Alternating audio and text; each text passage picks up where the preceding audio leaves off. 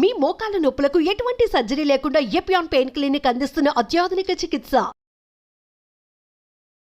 నమస్తే రమగారు. నమస్తే జయ. రమగారు, మనకి రైటరు అడపా చిరంజీవి గారిది వజ్రాల దీవి నుంచి మంచి మంచి స్టోరీస్ చెప్తా ఉన్నారు. ఇంకోటి ఏదైనా ఉందండి? వజ్రాల దీవిలోనే ఒక కథ ఉంది. మాట్లాడే కోతి మాయ తివాసి. కోతి మాట్లాడుతుంది, తివాసి మాయ తివాసి. బాగుంటుంది కథ. మీరు వజ్రాల దీవి పుస్తకం కనుక సంపాదిస్తే అందులోనే నేను చెప్పే కథ ఉంది. బ్రీఫ్గానే కథ చెప్తాం మనం. తప్పకుండా. ఈ పుస్తకాలని, చిరంజీవి గారి పుస్తకాలని క్లాసిక్ బుక్స్ వాళ్ళు ప్రింట్ చేశారు. వాళ్ళకి ఫోన్ చేసినా, మనం మెసేజ్ చేసినా ఆన్లైన్ వాళ్ళ నెంబర్ దొరికేస్తుంది. చక్కగా పుస్తకాలు తెప్పించుకోవచ్చు, హ్యాపీగా చదువుకోవచ్చు. చక్కటి భాష, సింపుల్గా కావాలి కథలు చక్కగా ప్రజెంట్ చేసేస్తారు. అందులోంచి ఈ కథ చెప్పుకుందాం. పూర్వమట విచిత్రపురంలో ఒక భార్యాభర్త ఉండేవారు. వీళ్ళకి జయసింహుడు అని ఒక కుమారుడు ఉన్నాడు. ఆ కాలంలో ఏంటంటే ఆయన కొంచెం జమీందారీ అది ఉండేది. ఈయన కొంచెం దానాలు ధర్మాలు అలాంటివి ఎక్కువ. ఏవో వ్యాపారాల్లో పెట్టుబడులు పెట్టి అట్లా పోయి క్రమంగా కుమారుడు పెద్ద అయ్యేసరికి ఆస్తిపాస్తులన్నీ పోగొట్టుకున్నారు వాళ్ళు. తండ్రి కూడా ధర్మభూపతి లాంటి పేరు, ఈశ్వరమ్మ గారు భార్య పేరు. వాళ్ళకి ఆయన ఆరోగ్యం పెద్దగా ఉండేది కాదు. పిల్లవాడు పెద్దవాడు అవుతుంటే నాయన నీకు అన్యాయం చేశాను అలా బాధపడుతూ ఉండేవారు. పిల్లాడి చేతికి వచ్చేనాటికి ఆయన కాలం చేశాడు. తల్లి కొడుకు ఉండిపోయారు. ఇక ఈ ఊళ్ళో పువ్వులు అమ్మిన చోటే కట్టెలు అమ్మలేక వేరే ఏదైనా రాజ్యానికి వెళ్ళి ఏదైనా ఉద్యోగం సంపాదించుకోవాలని అనుకున్నారు. ఈ జయసింహుడు మంచి బలశాలి అయిన కుర్రాడు. యుద్ధ విద్యలు అవి కొంత తెలిసినవాడు, నేర్చుకున్నాడు. మరి ఎవరి దగ్గర ఒక వ్యాపారస్తుడి దగ్గర చేరి పనిలో చేరాడు. కానీ ఇంక ఈ ఊళ్ళో ఉండబుద్ధి తండ్రి కాలం చేశాక. ఎప్పటిదో తన చిన్నప్పటిది ఒక బంగారు వస్తువు ఒకటి ఉంటే దాన్ని ఒక వ్యాపారస్తుడి దగ్గర అమ్మి కొంత డబ్బు చేసి అది తల్లి చేతిలో పెట్టి, అమ్మ ఓ 2-3 నెలలు 6 నెలల సమయం తీసుకుని కొంత సమయం తీసుకుని ఉద్యోగం ఏదైనా సంపాదించుకుని వస్తాను. ఈ రాజ్యంలో మనకి పనులు పుట్టవు, ఇంకో రాజ్యం ఏదైనా చూసుకుని వస్తానని తల్లిని ఈ డబ్బుతోటి నువ్వు ఇల్లు గడుపుకో, నేను రాకపోతే నువ్వు కూడా ఏ దాసీత్వమో చేపట్టాల్సి వస్తుంది, నన్ను క్షమించమని తల్లికి చెప్పుకున్నాడు. తల్లిని వదిలిపెట్టి ఈ కుర్రాడు ఇంకో రాజ్యానికి బయలుదేరాడు. తల్లి ఏదో కొంత ఆహారం ఇచ్చింది. ఉన్న ఆహారం 2-3 రోజులు తిన్నాడు. తర్వాత ఇంకా అడవులు, పైగా ఆ కాలంలో ఏంటంటే ఊళ్ళ మధ్య అడవులు, రాజ్యాల మధ్య అంతా అడవులే. ఇంకో రాజ్యాన్ని చేరాలంటే వెళ్ళాలిగా. ఈ ప్రయాణంలో ఇతను అడవిలో 1-2 రోజులు నిద్ర చేశాడు. 3వ రోజు 4వ రోజు అయ్యేసరికల్లా ఆహారం చాలకుండా ఏదో కాయాకసురు దొరికింది తినాలి, ఓపిక లేనితనంగా కూడా అయిపోయింది. సరే ఏదో చెట్టు కొమ్మ అందుకోబోయి ఆ పక్కనున్న ఒక చీమల పుట్ట మీద పడ్డాడు. పడేసరికల్లా నిజానికి అది చీమల పుట్ట కాదు, అక్కడ ఒక మునీశ్వరుడు ఎంతకాలం నుంచో తపస్సు చేసుకున్నాడు. ఆయన చుట్టూతా ఏర్పడింది పుట్ట. ఇతను పోయి ఆయన మీద పడ్డాడు. ఈ జయసింహుడు పడేసరికల్లా మెలకు వచ్చేసింది. ధ్యానంలో ఉన్న ఆయన వెంటనే కళ్ళు తెరిచి, ఎవడెవరా నీవు, నా తపస్సు భగ్నం చేసావు, వానరుడుగా మారిపోవు, పగలు నరుడుగా సాయంత్రం వానరుడుగా ఈ అడవుల్లో తిరుగుతూ ఉండు, నువ్వు మనిషిగా ప్రవర్తించలేదు కాబట్టి అని శపించేశాడు. ఇవాళ అలా ఏడ్చాడు జయసింహుడు. ఆయన కాళ్ళు పట్టుకున్నాడు. నేనేదో జీవిక కోసం, జీవనభృతి కోసం ఈ అడవిలోకి వచ్చాను, అసలు మీరున్నట్టు కనపడలేదు, సాధారణ పుట్టగానే భావించాను, నేను మీ మీద పడతానని అనుకోలేదు, ఇప్పుడు నా జీవితం ఎటు కాకుండా అయిపోయింది, తల్లిని వదిలిపెట్టి వచ్చాను అని పదే బతిమలాడుకుని దుఃఖించాడు. దుఃఖిస్తే ఈయన ఏమన్నాడు, ఈ శాపం మరల్చలేను, కాలాంతరంలో నీకు శాపం దానంతట అదే పోతుంది, పగలు మనిషిగా ఉంటావు, సాయంత్రం అయ్యేసరికి కోతికి వానరుడుగా మారిపోతావు నువ్వు, కాకపోతే నువ్వు వినగలవు, మాట్లాడగలవు, కోతి లాంటి ప్రవర్తన ఉండదు నీకు, మనిషిలాగానే ప్రవర్తిస్తావు కానీ కోతి అని చెప్పాడు. కొద్ది రోజులు అక్కడక్కడే తిరిగాడు. ఆ సమయంలో ఏమైందంటే ఇతను ఆ అడవిలోంచి తిరుగుతూ ఉండగా ఈయనకి ఒక స్వామీజీ కనపడ్డాడు. ఈ అడవిలో ఉంటూ పరమేశ్వరుని ధ్యానించుకోమని చెప్పి వెళ్ళిపోయాడు ఆయన. ఇతను ఇక్కడే ఉండిపోయాడు అడవిలోనే. ఏదో దొరుకుతుంది అవకాశం. ఇలా ఉంటూ ఉండగా ఏమైంది, ఈ అడవిలో ధ్యానం చేసుకుంటూ ఉండగా ఒక స్వామీజీ కనపడ్డారు. ఈ స్వామీజీ ఎవరైనా, ఈయన ముకుంద స్వామి అని ఒక యోగి. ఆయన ఎంతకాలమో తపస్సు చేసుకుని ఆయనకి తీర్థయాత్రలు చేయాలని సంకల్పం కలిగి తన తపశ్శక్తితోటి ఒక మాయ తివాసిని చేసుకున్నారు. భగవంతుడి ప్రసాదంగా ఆయనకి లభించింది. ఆ తివాసి మీద ఎక్కి ఆయన మొత్తం అన్ని క్షేత్రాలు తిరిగారు. తిరిగి ఇటువైపు వస్తుంటే ఆ అడవిలో పైనుంచి ఆయనకి ఏం కనపడింది? ఆకాశ మార్గాన్ని ప్రయాణిస్తుంది ఆ తివాసి. ధ్యానం చేస్తున్న కోతి కనపడింది. ఆయన ఆశ్చర్యపోయి కిందకు వచ్చి ఇతన్ని పలకరించాడు. ఎవరు నాయన నువ్వు? కోతి ఈ రూపంలో ఉన్నావు అని అడిగేసరికల్లా అప్పుడు ఈ జయసింహుడు తన కథ అంతా చెప్పాడు. నేను ఇట్లా పగలు మనిషిగా ఉంటాను, సాయంకాలం కోతిగా మారుతున్నాను. కాలాంతరంలో ఎప్పుడో నాకు ఇది పోతుంది. అప్పటిదాకా పరమేశ్వరుడు ధ్యానం చేయమన్నారంటే పరమేశ్వరుడే నన్ను ఇక్కడికి రప్పించాడు. నాయన ఈ తివాసి తీసుకో, నువ్వు దీన్ని వాడుకో, నీ దగ్గర ఉంచు అని చెప్పి ఆయన అతివాసిని ఈ కోతి స్వరూపంలో ఉన్న అబ్బాయికి ఇచ్చాడు. పగలల్లా ఇతను అతివాసి మీద ఎటైనా తిరగచ్చు, మనిషి రూపంలో ఉంటుంది. కోతిగా మారినప్పుడు దాన్ని దాచిపెట్టుకోవచ్చు. అతని మాట వింటుంది. ఈ తివాసి వేరే వాళ్ళు ఎవరు ఎక్కలేరు, దొంగిలించలేరు. ఎందుకంటే ఈయన తివాసిని మన చెట్టకొమ్మల్లోనూ అక్కడ పెట్టి ఎక్కడికైనా వెళ్తే ఆ తివాసి బ్రహ్మరాక్షసిగా మారి వాళ్ళని భయపెడుతుంది, జనాలు ఎవరన్నా దాన్ని ముట్టుకుంటే. ఇతడికి తప్ప ఇంకెవరికి ఇది పనిచేయదు, వాళ్ళకి తివాసీలాగా కూడా కనపడుతుంది అని ఒక వరంలాగా ఈ తివాసీని జయసింహుడికి అప్పచెప్పాడు. ఇతను అడవిలో తిరుగుతూ ఉండగా ఒక అమ్మాయిని కొంతమంది వీళ్ళు దుండగులు పట్టుకున్నది కనపడింది. వీళ్ళేమిటి బందిపోటు దొంగలు. ఒక అమ్మాయిని పట్టుకున్నారు, ఒక రాజకుమార్తెని. అమ్మాయికి ఏంటంటే వివాహం సమయంలో ఎత్తుకొచ్చేసారు. పెళ్లికూతురు గుంపు వెళ్తూ ఉంటే వీళ్ళు పట్టుకున్నారు దొంగలు. ఇప్పుడు ముందంతా నగలు గీగలు తీసేసుకుని తర్వాత అమ్మాయి బాగుంది కదా, మాలో ఎవరో ఒకరిని పెళ్లి చేసుకోమని ఆ పిల్లని బలవంత పెడుతున్న సమయానికి ఇతను అక్కడికి వెళ్ళాడు. తివాసిని చెట్టు మీద పెట్టి అతను పిలిస్తే వస్తుంది. వెళ్ళి నేను మీకు ఇది చెప్తాను, న్యాయం చెప్తాను, నలుగురు ఉన్నారు కదా, ఎవరో ఒకళ్ళు పెళ్లి చేసుకోవాలి ఈ అమ్మాయిని. ఇప్పుడు నేను ఇక్కడే నుంచుంటా, మీరు ఆ చెట్టు మీద ఉన్న ఆ పువ్వు ఎవరు ముందు కోసుకొస్తే వాళ్ళు ఈ పిల్లని పెళ్లి చేసుకుందరు. కానీ వాళ్ళ మధ్యలో జడ్జి పోస్టు వహించి తను నిలబడి వాళ్ళు నలుగురిని పరిగెత్తనిచ్చి తివాసిని పిలిచి ఈ అమ్మాయిని తివాసి మీద ఎక్కించి తీసుకెళ్ళి తండ్రికి అప్పచెప్పాడు. కొంచెం ఆ అమ్మాయిని వివాహం చేసుకోమన్న హింట్ వాళ్ళు ఇచ్చారు. కానీ ఇతను వేరే వాళ్ళకి పెళ్ళికి కుదిర్చిన పిల్లని నేను ఎట్లా చేసుకుంటాను, నేను ఎట్లా పెళ్లి చేసుకుని ఆయన మా అమ్మాయిని ఎవరు తీసుకొస్తారో వాళ్ళకి 1,00,000 వరహాలు ఇస్తానన్నాను, 1,00,000 వరహాలైనా తీసుకెళ్ళిన ఆయన అని ధనపు రాసులు మూట కట్టి చేతులు పెట్టాడు. ధనం తీసుకున్నాడు. మరి డబ్బు వచ్చింది, ఇప్పుడు తల్లిని తీసుకెళ్ళచ్చు. అక్కడి నుంచి ఏం చేశాడు? తివాసీతో సహా తన ఊరు వెళ్ళిపోయి ధనాన్ని ఓ పక్కన దాచిపెట్టి తల్లికి అది కనపడకుండా ఓ బండి ఎక్కి ఊళ్ళోకి వెళ్ళినట్టు వెళ్ళి తల్లిని వెంబడి పెట్టుకుని తీసుకొచ్చి ఈ ఊరు తీసుకొచ్చుకున్నాడు. వేరే ఊరికి మారిపోయారనమాట, ఆ ఊళ్ళో ఉండకుండా. ఈ కొత్త ఊర్లోకి ప్రవేశించారు. వీళ్ళు వెళ్ళిన నగరం మహేంద్ర నగరం. దానికి రుద్రసేనుడని ఒక రాజు ఉన్నాడు. ఆయన కొంచెం అంత మంచి రాజుగా పేరున్నవాడు కాదు.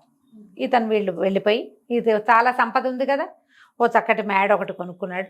తల్లి తను ఈశ్వరదేవి ఇతను ఉండి చుట్టుపక్కలందరికీ కాస్త దానం ధర్మం చేస్తూ మంచివాడిగా పేరు తెచ్చుకున్నాడు. అయితే ఈ రుద్రసేనుడి మీద ఎప్పుడైతే జనాలకి ఇలాంటి అభిప్రాయం ఉందో, రాజు సరైనవాడు కాదు, కొంచెం పల్లెటూళ్ళల్లో అందరి దగ్గర నుంచి డబ్బులు బాగా పన్నులు వసూలు చేసేస్తాడు, వీళ్ళకి గ్రామాలకి కావాల్సిన ఏ వసతులు చేయించడు, కొన్ని చోట్ల కాటకంతో క్షామాలతోటి అల్లాడిపోతున్నారు పంటలు పండక, దానికి బాధగా ఉంటుంది. వీళ్ళకి సహాయం చేయాలి అని చెప్పి ఇతను ఏం చేస్తాడు? గజ దొంగ అవతారం ఎత్తుతాడు. ఊళ్ళో ఎవరో గజ దొంగ ఏర్పడ్డాడు. రాజుగారి ఖజానా నుంచి డబ్బు వచ్చేస్తుంది బయటికి. ఎప్పుడు వస్తున్నాడో, ఎలా వస్తున్నాడో, ఎంత కాపలాన్ని కట్టుదిట్టం చేసినా సరే వాళ్ళు అతన్ని పట్టుకోలేకపోతున్నారు.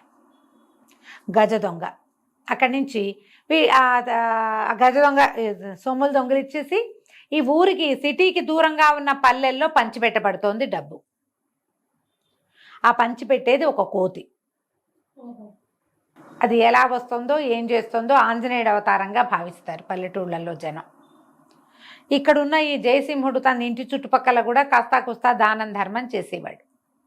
క్రమంగా రాజుగారికి అర్థమైంది, ఎవడో ఒక దొంగ ఎట్లా వస్తున్నాడో తెలియటం లేదని కాపలాలు కట్టుదిట్టం చేశారు. వీళ్ళకి మెల్లిగా తెలిసింది, ఒక కోతి స్వరూపంలో ఉన్నది ఏదో ఒకటి తిరుగుతోంది, అది మాట్లాడుతుంది. ఎంత కట్టుదిట్టం చేశారో కాపలా. అక్కడి నుంచి ఏం చేశారు, వీళ్ళు ఒకరోజు ఇతను తిరిగి వస్తుండగా ఈ దానాన్ని దానం చేసి తిరిగి వస్తుంటే ఎవరో కుర్రాన్ని ఎలుగుబంట్లు వేటాడుతున్నట్టుగా ఎలుగుబంట్లు చుట్టుకుంటూ ఉన్నట్టు కనపడింది. ఇతని తివాసితో సహా కిందకి వెళ్ళిపోయి ఆ కుర్రాన్ని తన తివాసి మీద ఎక్కించుకొని రక్షిస్తాడు. పింగళుడు ఆ కుర్రాడి పేరు. ఆ పింగళుడు కూడా ఇతనితో ఉండబట్టడం మొదలు పెడతాడు. కొంతకాలానికి అతనికి కూడా రహస్యం తెలుస్తుంది. కానీ జయసింహుడు వాళ్ళ అమ్మకి ఈ రహస్యం చెప్పడు. తను రాత్రిపూట కోతిగా మారుతున్న సంగతికి తెలియనివ్వడు. తివాసి ఉన్నది తెలుసు, అమ్మ ఇది దాచిపెట్టాలని చెప్పాడు. తివాసి మీదే కదా ఆవిడ కూడా వచ్చింది. కానీ ఈవిడ చెప్తుంటుంది, నాన్న ఎవరో మాట్లాడే కోతి తిరుగుతోందిట ఊళ్ళో. అంటే అలా ఎలా ఉంటాయమ్మా అంటాడు. తానే అని మాత్రం చెప్పడు. గదిలో ఉంటాడు. రాత్రిపూట ఏదైనా శబ్దం వస్తే ఇది ఏమిటి, నువ్వు రాత్రిపూట ఎందుకు లోపల ఉంటున్నావు అని తల్లి అడిగితే ఒక యక్షుడి శాపం ఉందని, యక్షుడు లోపలే ఉంటాడని, ఆ సమయంలో తను ఎవరికి కనపడకూడదని అట్లా తల్లికి కొంచెం అబద్ధం చెప్పి గదిలో ఉన్నట్టే ఉంటాడు. తలుపులు వేసేసుకుంటాడు చీకటి పడేసరికి. ఆవిడ ఇంకా పిలవదు. తెల్లవారి లోపల ఇతను చుట్టుపెట్టాల్సినవన్నీ చుట్టబెట్టి చక్కబెట్టాల్సిన వ్యవహారం చక్కబెట్టుకుని వచ్చేసేవాడు. క్రమంగా ఈ తివాసి ఉన్న ఇతనే ఈ మాట్లాడే కోతిగా ఉన్నాడని పింగళుడికి కూడా తెలుస్తుంది. కానీ ఇక వాళ్ళిద్దరూ కలిసే చేస్తారు ఈ పనులు. రాజుగారి సేవలో తిరిగేటువంటి ఒక అమ్మాయి, ఓ వాసంతి, ఇతనితో స్నేహం కలుస్తుంది. ఆ అమ్మాయిని రక్షిస్తారు ఒకసారి వీళ్ళు. రక్షించేసరికల్లా ఆ పిల్ల ఈ పింగళుడితో స్నేహం చేసి రాజుగారి కోటలో చిన్న పొన్న రహస్యాలుంటే చెప్పేస్తారు ఆడపిల్లలు. ఈ పింగళుడికి ఏం చెప్తుందంటే, రాజుగారు తన ఖజానాని వేరే చోటకు మార్చేస్తున్నారు కొండకొమ్మ మీదకి, మా నాన్న చాలా హడావిడిగా ఉన్నాడని చెప్తుంది. ఆ విషయాన్ని పింగళుడు తెచ్చి జయసింహుడికి అప్పచెప్తాడు. అప్పుడు చూస్తే ఒక కొండ చివర ఒక పక్క నుంచి అసలు లోపలికి రాలేరు, ఒకవైపు నుంచే దానికి అవకాశం ఉంటుంది, రెండో వైపు అంతా కొండే అది. ఆ పైన ఈ ఖజానా ఉందని తెలుస్తుంది. ఇతని తన తివాసీతోటి అక్కడికి వెళ్ళిపోతాడు. క్రమంగా వాళ్ళకి ఎదురుపడ్డం మొదలు పెడుతుంది. కోతి మొహం ఎదురుపడుతూ ఉంటుంది. సైనికులు భయపడతారు. ఇంతెత్తున 6.5 అడుగులు శరీరం, ఇంతెత్తుగా ఉన్న మనిషి, అది కోతి, మాట్లాడుతుంది, దానికి కత్తి తిప్పడం వచ్చు, క్షణాల్లో మాయమవుతుంది. ఎట్టా వస్తుందో తెలియటం లేదు. కోతి రావాలంటే ఏదో పట్టుకుని వేళ్లాడుతూ చేయాలిగా, ఇది ఎట్టా వస్తుందో తెలియదు. తివాసి తను కనపడకుండా ఉంటుంది ఇతరులకి. అక్కడి నుంచి కూడా ధనాన్ని దొంగతనం చేస్తాడు. ఇప్పుడు ఈయనేమంటాడు, ఎవరెవరు ఊళ్ళో దానపరులుగా ఉన్నారో వాళ్ళందరినీ తీసుకొద్దాం, వాళ్ళలో ఎవడైనా దొంగ ఉన్నాడేమోనని డౌట్ వస్తుంది. చాలా మందిని పిలుస్తారు. ఇట్లా ధర్మవారులు ఉంటారు కదా దానాలు చేసే వాళ్ళలో, జయసింహుడిని కూడా పిలుస్తారు. ఈయన 1-2 సార్లు ఆ కోతిని చూస్తున్నాడు. ఒడ్డు పొడుగు తెలుసు రుద్రభూపతికి, రాజుగారికి తెలుసు రుద్రసేనుడికి. ఆయన ఏమంటాడు, నువ్వే ఎందుకు కాకూడదంటే, సరే నన్ను అరెస్ట్ చేయండి, నేను కాదని తెలుస్తుంది కదా మీకు అనేసరికి సరే అనుకుంటాడు. అరెస్ట్ చేసి లోపల పెడతారు. జైల్లో ఉంటే ఈ తివాసి ఇతను ఎక్కడి నుంచి ఉంటే అక్కడికి వచ్చేస్తుంది రాత్రిపూట. కోతిగా మారిపోతాడు, తివాసితోటి బయటికి వెళ్తాడు, తెల్లవారేసరికి మళ్ళీ లోపలికి వచ్చేస్తాడు. ఎలా వెళ్ళాడో అలాగే తివాసితో పాటు లోపలికి వచ్చేస్తాడు. కాబట్టి ఇతను కాదని వదిలేస్తారు. ఏం చెయ్యాలో తెలీదు. సరే, ఒకనాటికి మెల్లిగా కొద్ది రోజులకి ఇతన్ని ఆవేశంతో పట్టేసుకుంటారు. పట్టుకునేసరికల్లా ఇక ప్రజల్లో కూడా ఒక అలజడి వచ్చేస్తుంది. ఎందుకంటే ఈ కోతి స్వరూపంతో ఉన్నవాడు ఏ ఊళ్ళల్లో కాటకం ఉందో, క్షామం ఉందో అక్కడంతా డబ్బు పంచిపెట్టాడు, అందరికీ ధాన్యం పంచిపెట్టాడు. అతను పంచింది అంతా రాజుగారి డబ్బే. రాజుగారి డబ్బు అంటే రాజు ఎక్కడి నుంచి సంపాదిస్తాడు? ప్రజలదే కదా, పన్నుల రూపంలో వాళ్ళ డబ్బే వాళ్ళ దగ్గర చేరుతుంది. ప్రజల్లో కూడా ఒక గొడవ వచ్చేస్తుంది. ఈ పట్టుకున్న వాడిని వదిలేయాల్సిందేనని రాజు మంత్రి చాలా ఆలోచిస్తారు. కానీ ఇక్కడ కుదరదు, ఇతను ఉరిదీస్తామంటారు. ఇతను పట్టేస్తారు. పట్టేసేసరికి ప్రజలు తిరుగుబాటు చేసేస్తారు. తిరుగుబాటు చేస్తే అతన్ని దింపేస్తారు రాజుని. జయసింహుడే మాకు రాజు కావాలంటే జయసింహుడు చెప్తాను, నేను శాపగ్రస్తుడిని అంటే. అయినా సరే పగలు మనిషిగా ఉండి రాత్రి కోతిగా ఉన్నా పర్వాలా. ఇప్పుడు కోతిగా ఉంటే కోతిది ఎలాంటి బుద్ధి, కానీ ఇతనిది ఎలాంటి బుద్ధి, ధర్మపరుడుగా ఉన్నాడు. సహజంగా అతను ఎలాంటి వాడో, ఒక జంతువుగా వనేచరుడుగా మారినా కూడా అలానే ఉన్నాడు. కాబట్టి నాకు ఇతను వీళ్ళే రాజు కావాలని వాడు చాలా పట్టుపడతారు. సరే, ఇతనితో వివాహానికి కూడా ఒక పెళ్లి కూతురు కూడా తయారవుతుంది. ఈగల దొంగలు ఎత్తుకుపోయిన కొంతమంది అమ్మాయిల్ని రక్షిస్తాడు. అందులో ఒక పిల్లని ప్రేమిస్తాడు. ఆ పిల్ల తనతో పెళ్లి కూడా సిద్ధపడుతుంది. పట్టాభిషేకానికి సాయంకాలం ముహూర్తం నిర్ణయిస్తారు. సాయంకాలం ఇతను కోతిగా మారుతాడు. ఆ వానరుడిగా మారిన జయసింహుడి నెత్తి మీదే కిరీటం పెడతారు. కిరీటం పెట్టంగానే వెంటనే మానవ రూపు వచ్చేస్తుంది అతనికి. అంటే శాపం దానంతటా అది పోతుందని చెప్పాడు కదా ముందు చెప్పిన మునీశ్వరుడు. అప్పుడు ఈయన ముకుంద స్వామి తిరిగి వస్తాడు. వచ్చి నాయన నీ గొప్పతనం నాకు అర్థమైంది, నేను ఇచ్చిన తివాసీతోటే నువ్వు ఇవన్నీ సాధించగలిగావు అని చాలా మెచ్చుకుంటాడు. ఇప్పుడు ఇంత ఒక రాజ్యంలో క్షామాన్ని కాటకాన్ని వాటన్నిటినీ సరిచేసి ఒక రాజుని సరిచేసి రాజుని మంత్రిని అరెస్ట్ చేస్తారు. ప్రజలంతా చావగొడతారు కానీ తను ఒప్పుకోడు.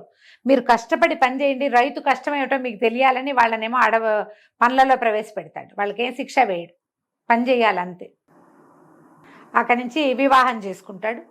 ఆయన ఏం చెప్తాడంటే తివాసీని నీ దగ్గరే ఉంచు, పూజామందిరంలో భద్రపరచు, నీకు ఇప్పుడు నీ జీవితానికి దాని అవసరం లేదు, ఎప్పుడైనా అవసరపడితే తప్పకుండా వాడుకో, అది నీతో పాటే ఉంటుందని చెప్పి ఆ తివాసీని అతనికే అప్పచెప్పేస్తాడు. ఆయన తీసుకెళ్ళాడు ముకుంద స్వామి. తర్వాత కొంతకాలం హాయిగా ఉంటారు. పింగళుడిని కూడా స్నేహితుడు ఉన్నాడుగా, అతన్ని కూడా ఒక చిన్న మంత్రిని చేస్తాడు, వివాహం చేస్తాడు, కలిసి ఉంటారు హాయిగా. మళ్ళీ కొంతకాలానికి ఊళ్ళల్లో ఎక్కడో గొడవలు అవుతున్నాయని వార్తలు వచ్చేసరికి తివాసీని మళ్ళీ బయటికి తీసి స్నేహితులిద్దరూ తివాసీ ఎక్కి వెళ్ళి అక్కడ పరిస్థితులను చక్కదిద్దటానికి వెళ్తారు. ఒక సాధారణ జమీందారి వారసుడైన కుర్రాడు ఆస్తులన్నీ పోగొట్టుకుని చివరికి భగవత్ సహాయంతో తన మంచి ధర్మబుద్ధితోటి ఒక రాజ్యానికి వచ్చిన ఆపదలన్నిటిని సెట్ చేసి రాజ్యానికి రాజు అయిన ఈ మాట్లాడే కోతి మాయ తివాసీ కథ నేను బ్రీఫెస్ట్గా చెప్పాను. మీరు ఎలాబరేట్గా చదువుకోవచ్చు. క్లాసిక్ బుక్స్ నుంచి వజ్రాల దేవి పుస్తకం తెప్పించుకోండి. మీకు అందులో 5-6 కథలు ఉంటాయి. చాలా మంచి కథలు అన్నీ చక్కగా చదువుకోవచ్చు, పిల్లలకి చెప్పచ్చు. తప్పకుండా బ్రహ్మాండంగా ఉంటాయి. కథ కంచికి మనం ఇంటికి. చాలా బాగుంది రమ్మగారు. నమస్తే. నమస్తే.